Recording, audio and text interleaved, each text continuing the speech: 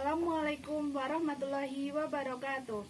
Perkenalkan, saya Fadila Karisma, NIM H07200060 dari Prodi Agroteknologi Fakultas Pertanian Universitas 11 Maret Surakarta. Di sini saya akan melaksanakan praktek penyuluhan. Materi yang saya ambil yaitu cara pembuatan pupuk organik padat. Assalamualaikum warahmatullahi wabarakatuh. Waalaikumsalam warahmatullahi wabarakatuh.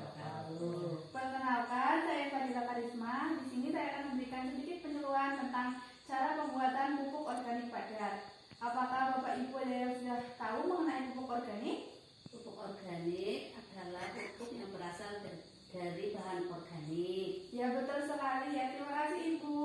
Jadi pupuk organik merupakan pupuk yang tersusun dari materi makhluk hidup seperti pelapukan, sisa-sisa tanaman, hewan, dan manusia.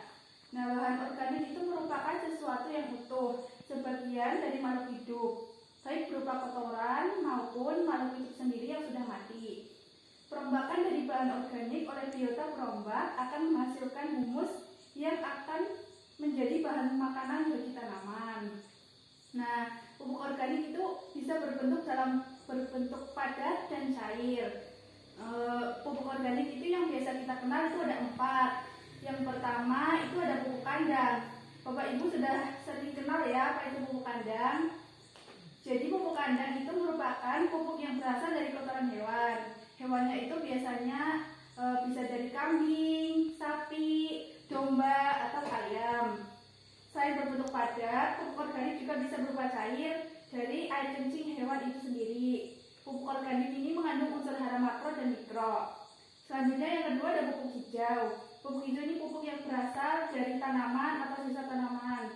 Bisa berupa jerami padi atau sisa-sisa daun kacang, kedelai, dan lainnya. Pupuk hijau ini juga bermanfaat untuk meningkatkan kandungan bahan organik dan unsur hara di dalam tanah, sehingga terjadi perbaikan sifat kimia, fisika, dan biologi di dalam tanah. Selanjutnya yang ketiga ada kompos. Kompos merupakan sisa bahan organik yang berasal dari tanaman yang telah terdekomposisi atau terfermentasi. Kegunaan dari kompos itu sangat banyak ya Bapak Ibu.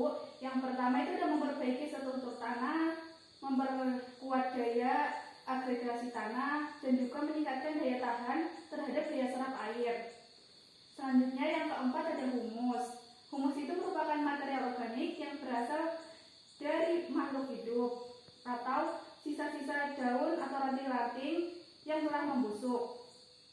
Bahan humus itu bisa dari limbah pertanian atau peternakan, daun ranting yang berjatuhan, industri makanan, kulit kayu, serbuk gergaji, dari sampah rumah tangga, dan sebagainya. Humus merupakan sumber makanan bagi tanaman serta baik bagi pembentukan dan menjaga struktur tanah. Selanjutnya pentingnya penggunaan pupuk organik. Jadi kenapa sih pupuk organik itu sangat dianjurkan dan sangat penting diberikan pada tanaman? Karena penggunaan pupuk anorganik atau pupuk kimia yang secara terus-menerus dalam jangka yang panjang ini dapat mengakibatkan rusaknya ekosistem dan lingkungan yang terlihat dari berbagai indikasi seperti tanah yang keras, pH tanah yang tinggi, pencemaran air, keseimbangan alam yang terganggu, dan bisa menyebabkan keracunan. Dan juga dapat produk pertanian itu bisa tercemar oleh residu bahan kimia. Selanjutnya bisa berbahaya bagi kesehatan.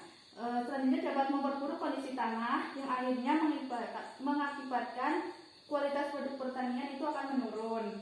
Organik secara ekonomis akan jauh lebih terjangkau dibandingkan pupuk anorganik sehingga dapat mengurangi biaya produksi pertanian. Pembuatan pupuk organik sendiri itu dapat menggunakan bahan-bahan alam yang banyak tersedia di sekitar kita ya Bapak Ibu. Jadi tidak perlu biaya untuk membuat pupuk organik, bisa memanfaatkan bahan-bahan yang sudah ada. Oke, selanjutnya ini ada video tentang bagaimana pembuatan bahan pupuk organik. Nah, ini bisa kita lihat bersama ya cara pembuatan pupuk organik. Mari kita lihat videonya. Pembuatan pupuk organik padat. Pupuk organik ini kita bagi dua, padat dan cair. Tapi sekarang kita lebih fokus ke dekomposer atau aktif. Hanya itu bahan-bahan yang kita gunakan. Setelah itu penambahan air untuk melembabkan bahan yang akan kita gunakan, kotoran kambing yang benar-benar baru, tapi yang sudah kita lakukan selama 2 minggu. Perbandingan antara kotoran kambing dan kotoran pupuk yang kita gunakan adalah 2:1. 2-nya di kotoran kambing dan 1-nya di sisa kotoran pupuk. Pertama-tama kita campurkan antara pupuk kandang dengan pupuk organik. Kita buat dalam bak. Yang pertama kita letakkan adalah sisa kotoran pupuk berukuran tinggi sekitar 20 cm yang diratakan. Setelah itu baru kita lanjutkan, kita tutup lapisan atas berikutnya dengan kotoran kambing. Setelah itu baru kita siramkan dengan dekomposer superaktif yang sudah diencerkan atau yang sudah dilarutkan dengan perbandingan 1 liter dekomposer superaktif itu kita encerkan dengan 50 liter air. Setelah lapisan pertama bahan rata, kemudian kita siramkan kembali sisa dekomposer yang masih ada. Setelah itu kita tutup rapat dengan plastik, kemudian kita tutup dengan kotak dengan kayu, atasnya dengan papan untuk lebih menjaga agar plastik yang di atas itu tidak terbuka. Setelah 1 minggu pupuk kita aduk. Pupuk kita aduk penjual pernah warnanya menjadi lebih hitam, kemudian tekstur kotoran kambing itu sudah hancur, atau kalau memang dia masih dalam bentuk bulat itu kita pegang, kita remas sedikit, sudah hancur. Kemudian sudah tidak panas pupuknya dan gampang diremas gitu, jadi hancur ya. Pupuk kompos ini bisa diaplikasikan langsung ke lapangan, atau sebaiknya untuk hasil lebih baik itu kita adaptasikan antara 3 sampai 1 minggu, 3 hari sampai 1 minggu. Itu tujuannya untuk memastikan bahwa pupuk ini benar-benar dingin di dalam tanah, dan perbandingannya adalah 1 meter persegi dengan setengah kilogram pupuk organik padat yang sudah jadi. Jadi tadi udah dilihat ya videonya tentang cara pembuatan pupuk organik padat. Masih ingat tadi alat dan bahannya apa saja Bapak Ibu? Ya, dari sisa rumput dan pupuk kandang dari kotoran kambing. Iya, betul sekali. Jadi tadi di video ini menggunakan pupuk kandang dari kotoran kambing. Nah, kalau diganti dengan kotoran sapi atau yang lainnya itu juga bisa ya Bapak Ibu. Pupuk organik itu bisa diberikan sebagai pupuk dasar, diberikan pada awal tanam sebelum ditanam. Nah, kan biasanya Bapak Ibu masih menggunakan pupuk anorganik ya. Jadi ini bisa dilakukan pupuk berimbang. Jadi sebelum tanam diberi pupuk organik terlebih dahulu. Nanti 14 hari setelah tanam bisa diberikan pupuk anorganik seperti biasanya. Jadi apakah ada yang masih ingin ditanyakan Bapak Ibu? Saya kira sudah jelas.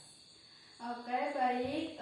Sekian penjelasan dari saya. Semoga bisa bermanfaat dan bisa diterapkan oleh Bapak Ibu dan juga bisa meningkatkan hasil panen Bapak Ibu semuanya. Sekian dari saya. Apabila ada kesalahan, saya mohon maaf. Wassalamualaikum warahmatullahi wabarakatuh. Waalaikumsalam warahmatullahi wabarakatuh. Ya, itu tadi praktek penyuluhan yang sudah saya lakukan mengenai cara pembuatan pupuk organik padat. Sekian, terima kasih. Wassalamualaikum warahmatullahi wabarakatuh.